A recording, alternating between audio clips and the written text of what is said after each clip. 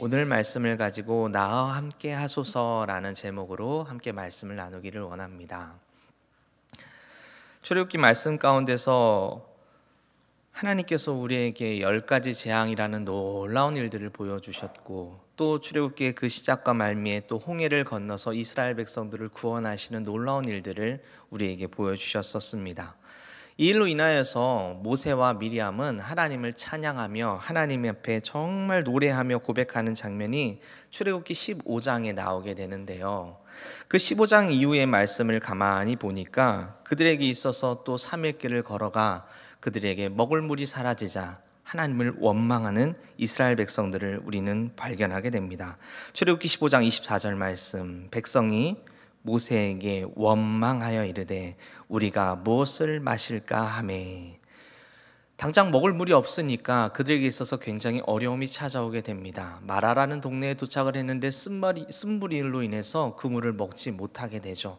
그래서 우리는 정말 그 물을 달라라고 원망하며 이스라엘 백성들이 모세에게 구하는 장면을 보게 됩니다. 그러자 하나님께서 그 물을 달게 하셔서 그들에게 물을 마시게 하셨습니다.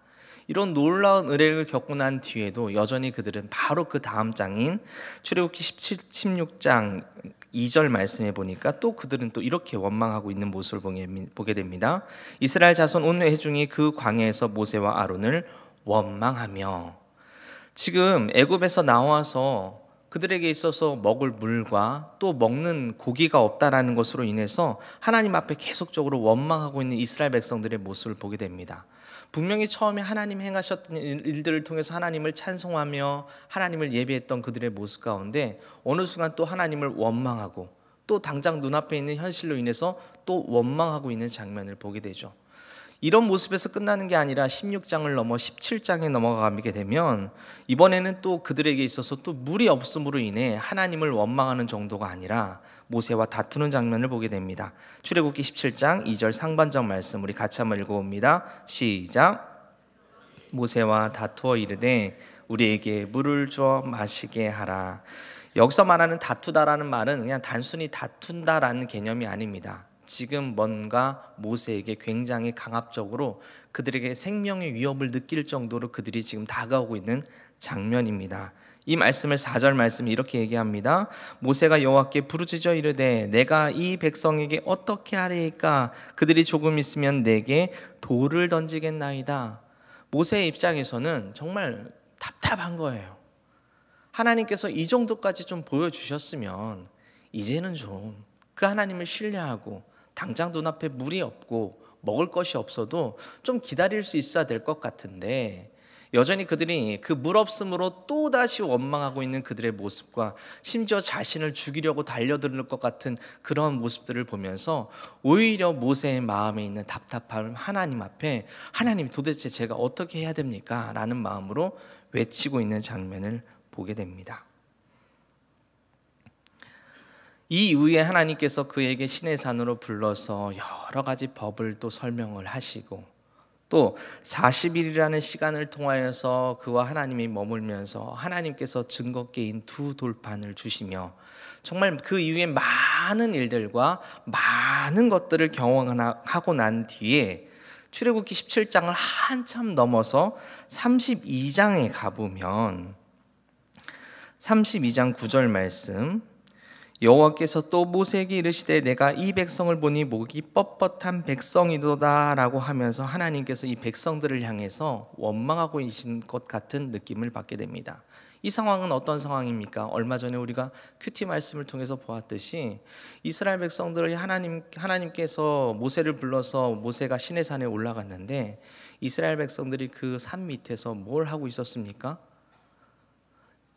모세가 정말 더디 내려오는 것을 보고 이거 뭐 어떻게 된 거야? 죽은 거 아니야? 라고 하면서 우리에게 좀 뭔가를 좀 보여달라, 우리를 인도하는 신을 좀 보여달라 라고 이야기하면서 아론에게 이야기를 하자 아론이 많은 금들을 모아가지고 그것을 가지고 송아지 한 마리를 만들고 이것이 너희를 인도한 너희의 신이다 라고 하면서 그곳 앞에서 춤을 추며 우상을 섬기고 있는 이스라엘 백성들을 우리는 보게 되지 않았습니까? 모세가 정말 40일 동안 하나님의 은혜 속에서 가만히 정말 그 은혜를 가지고 정말 하나님이 주신 그 두 돌판을 가지고 은혜 속에 있었는데 갑자기 뜬금없이 하나님께서 모세에게 이렇게 말씀하시는 거예요. 좀 전에 읽었던 말씀, 여호와께서 모세에게 이르시되 이 백성들을 보니까 목이 너무나 뻣뻣한 백성이다. 32장 10절입니다. 우리 같이 한번 읽어봅니다. 시작. 그런즉 내가 하는 대로 두라. 내가 그들에게 진노하여 그들을 진멸하고 너를 큰 나라가 되게 하리라. 모세는 무슨 영문인지는 모르겠습니다. 그런데 하나님이 화가 많이 나셨습니다. 그리고 진노하시면서 이스라엘 백성들을 다 죽이시겠답니다. 그리고 내가 모세 너를 통해서 다시 이스라엘을 만들어 가겠다라고 하시는 장면이죠. 모세는 지금 이 상황이 어떤 상황인지는 잘 몰랐습니다. 그런데 그런 모세가 32장 11절 말씀에 보니 이렇게 반응을 합니다. 모세가 그의 하나님 여호와께 구하여 이르되 여호와여 어찌하여 그 큰 권능과 강한 손으로 애굽 땅에서 인도하여 내신 주의 백성에게 진노하시나이까. 12절 말씀 같이 한번 읽어봅니다. 시작. 어찌하여 애굽 사람들이 이르기를 여호와가 자기의 백성을 산에서 죽이고 지면에서 진멸하려는 악한 의도로 인도해 내었다고 말하게 하시려 하나이까. 주의 맹렬한 노를 그치시고 뜻을 돌이키사 주의 백성에게 이 화를 내리지 마옵소서. 모세가 좀 바뀌지 않았습니까? 예전에 모세를 원망하며 달려드는 이스라엘 백성들을 향해서 하나님 제가 어떻게 해야 됩니까? 라는 마음으로 내뱉었던 그의 마음이 이제는 오히려 하나님이 진노하시는 상황 속에서 이스라엘 백성들의 대변자가 되어져서 중보자가 되어져서 하나님 왜 그러십니까? 하나님의 백성 아닙니까? 라고 하면서 그들을 이끌어가는 모습을 보게 됩니다.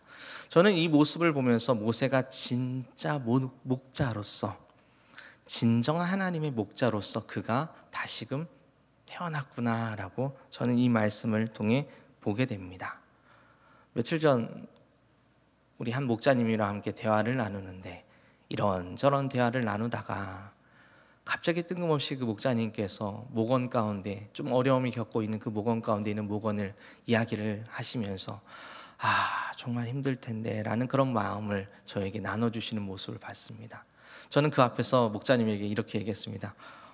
진짜 목자님이십니다 라고 이야기했습니다.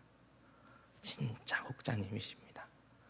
바로 이 모세가 그러한 목자의 모습이었음을 우리에게 보여주고 있는 장면입니다. 제가 여기까지 이야기를 한 이유는 오늘 본문의 말씀으로 이어가기 위해서 지금 모세가 얼마나 하나님 앞에 성장하여져 하나님의 마음을 품고 목자로서 서 있는 모습을 여러분에게 설명을 드렸습니다. 자, 그런데 이미 이제 아까 돌판을 이제 가지고 내려가 보니 이스라엘 백성들이 정말 말도 안 되게 송아지 앞에서 춤을 추고 있고 그 의분으로 인해서 그 돌판을 산에서 던져 내치며 그 돌판이 조각이 나버리고 그들에게 나아가서 하나님의 마음을 전하며 굉장히 분에 차 그들에게 이야기하고 있는 모세의 장면을 보게 됩니다. 이제 하나님이 주신 그 돌판이 없어진 상황이 되어졌죠. 자, 하나님도 굉장히 답답하고 정말 어찌할 줄 모르는 모세의 입장에서 정말 어찌할지 모르는 상황 속에서 오늘 본문에서 하나님께서 우리에게 모세에게 이렇게 말씀하시는 장면을 보게 됩니다. 오늘 본문 34장 1절 말씀을 우리 같이 한번 읽어봅니다. 시작. 여호와께서 모세에게 이르시되 너는 돌판 둘을 처음 것과 같이 다듬어 만들라. 내가 깨뜨린 처음 판에 있던 말을 내가 그 판에 쓰리니.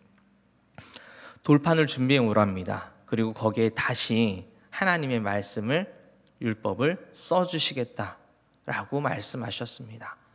자, 그런데 처음에 그 두 돌판을 받을 때와 지금 두 번째 돌판을 받을 때에 큰 차이점이 하나 있습니다. 그게 무엇이죠? 처음 돌판은요, 하나님이 다 준비를 하셨는데 두 번째 돌판을 준비할 때는 그 돌판은 모세에게 준비해 오라고 말씀하십니다. 그리고 그 위에 하나님께서 쓰시겠다고 말씀하셨습니다. 사실 저는 이 본문의 말씀을 묵상을 하면서 어제 큐티 말씀이기도 하죠. 이 말씀을 묵상하면서 이것에 대해서 너무 궁금해졌습니다. 이게 뭘까? 그래서 여러 군데를 찾아봤습니다.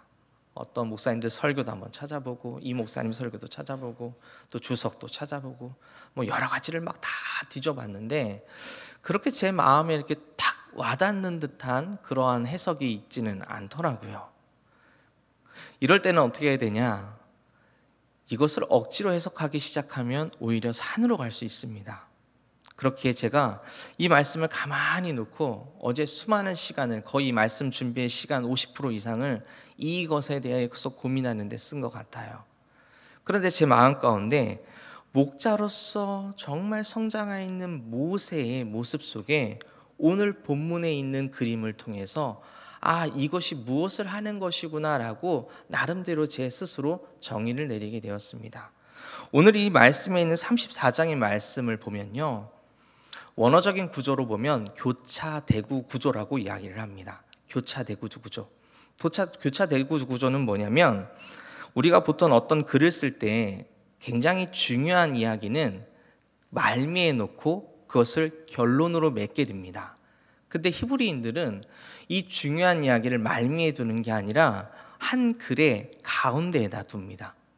그리고 그 가운데에다 둔 다음에 양쪽에 있는 그 앞뒤의 이야기들을 약간 교차하여 대구하는 교차식으로 글을 써서 가운데 있는 이 이야기를 가만히 들러 올려서 이것이 얼마나 중요한지를 설명하는 그런 구조로서 성경이 좀 기록되어 있는 부분들이 상당히 있습니다. 오늘 34장 말씀도 바로 그런 의미인데, 34장 1절부터 4절까지의 말씀을 보면 모세가 두 돌판을 이제 준비해 가는 장면들을 그림을 그리게 되죠. 그 다음에 이제 오늘 본문에서 5절부터 7절까지의 말씀을 보면 하나님께서 그 여호와의 이름을 선포하시면서 여러 가지 이야기들을 하시는 장면을 보게 됩니다.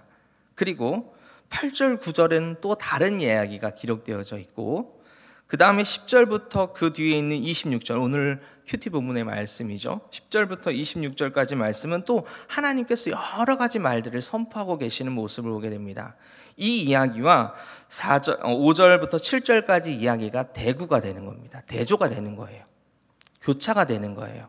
그리고 27절부터 28절까지의 말씀을 보면 여호와께서 십계명 그 두 돌판을 기록하시는 장면을 보게 됩니다. 이 이야기는 우리 처음에 읽었던 34장 1절부터 4절까지의 말씀과 대조를 이루게 됩니다.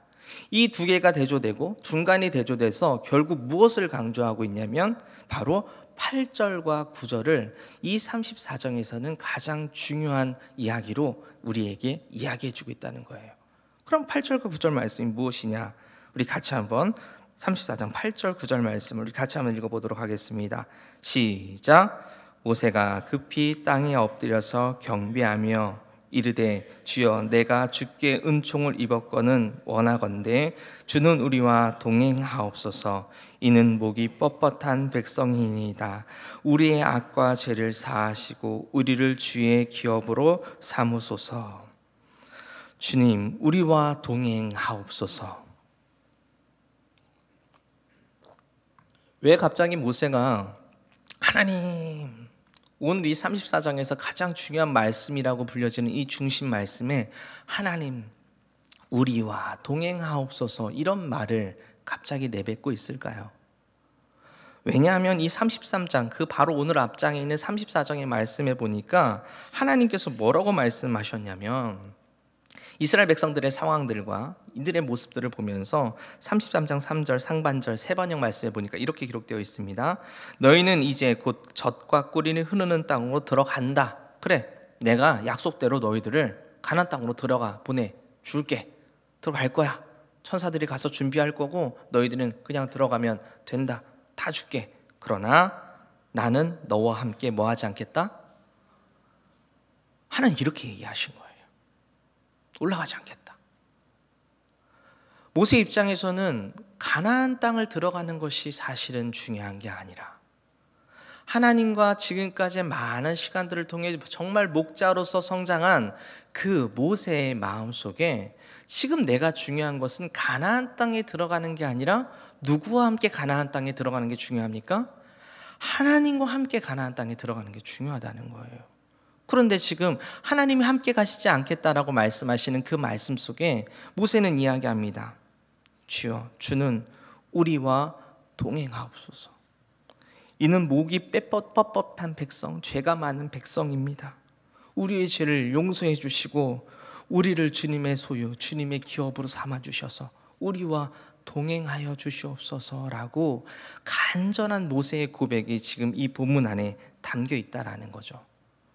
그렇다면 이 말씀을 근거해 볼 때 사실 하나님께서 두 돌판을 통하여서 내가 쓸 테니 그 돌판을 가져와라 라고 말씀하셨다는 것은 다른 표현으로 한다면 하나님께서 그들과 함께 하시겠다는 것입니까? 함께 하지 않겠다는 것입니까? 돌판을 다시 써주신다라는 건 내가 다시 너희와 함께 하겠다라는 얘기예요. 그러니 그 돌판을 가져와라. 내가 너와 함께해서 다시 너와 언약하겠다라고 약속을 하시는 거잖아요. 그럼 이 장면을 우리로 얘기한다면 어떻게 얘기할 수 있을까요? 사실 출애굽기 말씀 속에서 가만히 보면 6월절의 말씀을 통해서 예수 그리스도를 통해 구원이 무엇인지를 우리에게 설명해 주시고, 홍해를 건너는 장면을 통해서 고린도전서 말씀을 통해 이것이 침례받은 백성의 모습이다라고 우리에게 가르쳐 주고 있습니다. 다시 말하면 하나님의 백성이라고 불려지는 이스라엘 백성들은 이미 하나님의 소유된 백성입니다.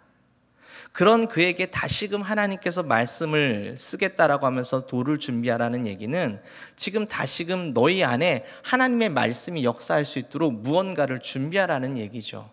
이것을 우리 이야기로 표현한다면 우리는 이미 구원받은 존재입니다.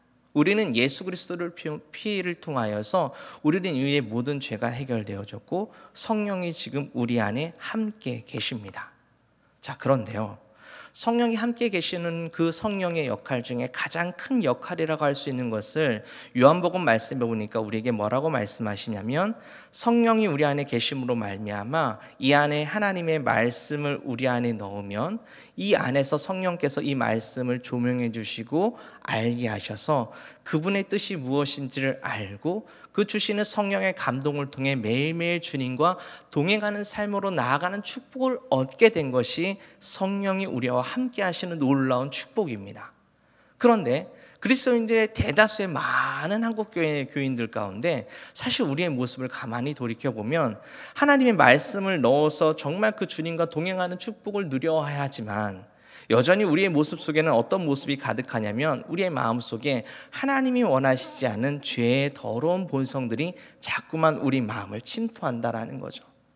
그것으로 인해서 성령이 우리와 함께 할 수 없는, 어떻게 보면 성령이 안에 계시는데도 불구하고 성령이 나와 소통할 수 없는, 다시 말하면 주님 앞에 잠들어 버린 듯한 그리스도인의 모습이 우리 삶 속에 나타나게 되더라는 겁니다. 자, 그렇다면 그 성령님과 다시금 동행하기 위해서 우리는 무엇을 해야 하죠? 이미 성령 우리 안에 계세요. 무엇을 해야 됩니까? 우리 안에 있는 더러운 것들을 다시금 주님 앞에 고백하며 이 마음들을 깨끗하게 비워내고 다시 그 안에 하나님의 말씀을 넣어서 성령이 우리 안에 역사하는 그림. 저는 이 그림을 오늘 본문의 그림과 한번 연결해 보았습니다. 하나님께서 그 말씀판에 정말 지워지지 않는 돌의 새길 하나님의 말씀, 이 말씀을 받기 위해 모세는 그것을 깎고 준비하고 있는 모습입니다. 아마도 한나절 만에 그것을 준비하는 건 그에게 쉽지 않은 일이었을 것입니다. 아마도 깨어져 있는 저기 있는 십계명 돌판에 찾아가서 그 사이즈가 어떤지 나름대로 재어보고 그것에 맞춰서 또 그 비슷하게 그 돌을 만든다고 아마 시간들을 많이 보냈을 것입니다. 그 모습이 무엇입니까? 하나님의 말씀을 온전히 받을 수 있는 준비를 하는 모세의 모습. 그것을 우리로 얘기한다면 성령이 우리 안에 하나님의 마음판에 오직 하나님의 말씀을 온전히 새길 수 있도록 내 안에 더러운 것들을 내어버리고 그 안에 하나님의 말씀으로 가득가득 채워가는 것입니다. 우리가 알고 있는 다윗도 비슷한 모습이 있었습니다.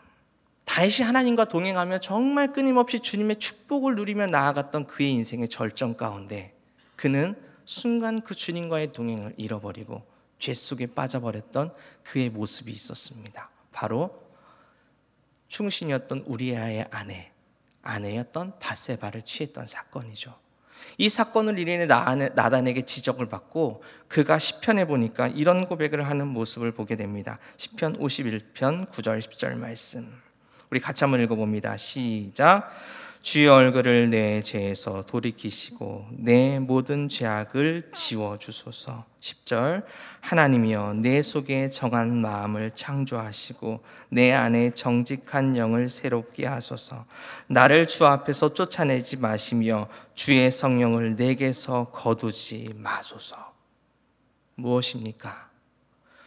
그가 정말 그 마지막 끝까지 하나님 앞에 간구했던 것은 내 죄를 용서하시고 내 안에 나에게 성령을 거두지 마옵소서. 이게 성경에 있는 아주 우리가 잘 알고 있는 모세와 그리고 다윗의 그 인생 속에서 어떻게 보면 정말 성장했다라고 이야기할 수 있는 그 모습 가운데 우리에게 주시는 말씀입니다. 우리는 지금 목자로서 또 하나님의 사역자로서 또 우리 여러 가지 모습으로 주님 앞에 매일매일 성장해 가고 있습니다. 이것을 우리는 성화라고 이야기하죠. 그렇다면 지금 우리에게 정말 필요한 고백은 무엇일까요? 정말 우리에게 필요한 고백은 무엇일까요? 우리의 죄를 사하시고 내 안에 계신 성령이요 오늘도 내 안에서 역사하옵소서. 나와 함께 하옵소서. 오늘 함께 이 찬양을 함께 고백하며 주님 앞에 나아가기를 원합니다.